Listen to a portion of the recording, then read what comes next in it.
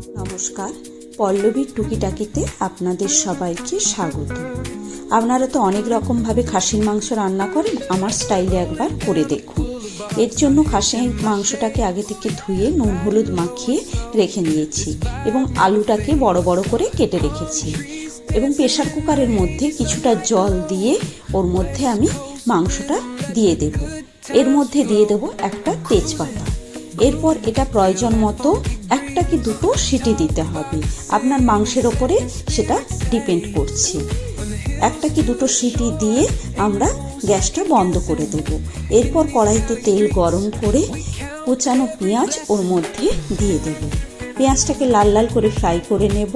এখানে বেশি পরিমাণে পেঁয়াজ বা আদা রসুন দেওয়া যাবে না, কারণ মাংসটা হালকা করে পাতলা ঝোল করব। পেঁয়াজটা লাল লাল করে ভাজা হয়ে গেলে ওর মধ্যে দিয়ে দেব আদা রসুন বাটা। আদা রসুন বাটাটা ওই পেঁয়াজের সঙ্গে ভালো করে মিশিয়ে ফ্রাই করে নিতে হবে। ভালো করে লাল লাল করে ফ্রাই করা হয়ে গেলে ওর মধ্যে দিয়ে দেব আমি আগে থেকে কেটে রাখা ডুমো ডুমো করে টমেটো এবং কাঁচা লঙ্কা দিয়ে ওটা মশলার সঙ্গে ভালো করে আবার মিশিয়ে নিতে হবে। এরপর এর মধ্যে দিয়ে দেব হলুদ গুঁড়ো, ঝাল লঙ্কার গুঁড়ো, কাশ্মীরি লঙ্কার গুঁড়ো দিয়ে ভালো করে মশলাটাকে কষিয়ে নিতে হবে।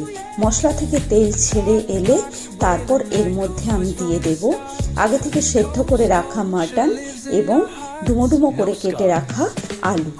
এই মাটন এবং আলু দিয়ে মশলার সঙ্গে কষার সময় আপনারা অল্প পরিমাণে গরম মশলা দিয়ে দেবেন, কারণ এই গরম মশলাটা পরে দিলে খাসি মাংসের যে ফ্লেভার, ওই ফ্লেভারটা আমরা পাই না।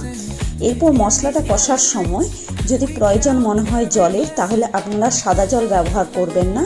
মাংসটা সেদ্ধ করার সময় যে জলটা বেরিয়েছে ওই জলটাই অল্প করে করে দিয়ে মাংসটাকে ভালো করে কষিয়ে নিতে হবে। কষানো হয়ে গেলে ওর মধ্যে প্রয়োজন মতো জল দিয়ে দেব, দিয়ে গ্যাস কমিয়ে ঢাকা দিয়ে দিতে হবে।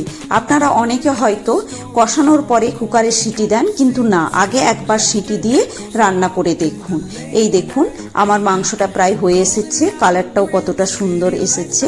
রেসিপিটি যদি আপনাদের ভালো লেগে থাকে, পল্লবীর টুকিটাকি চ্যানেলটিকে অবশ্যই লাইক করুন, শেয়ার করুন এবং সাবস্ক্রাইব করুন।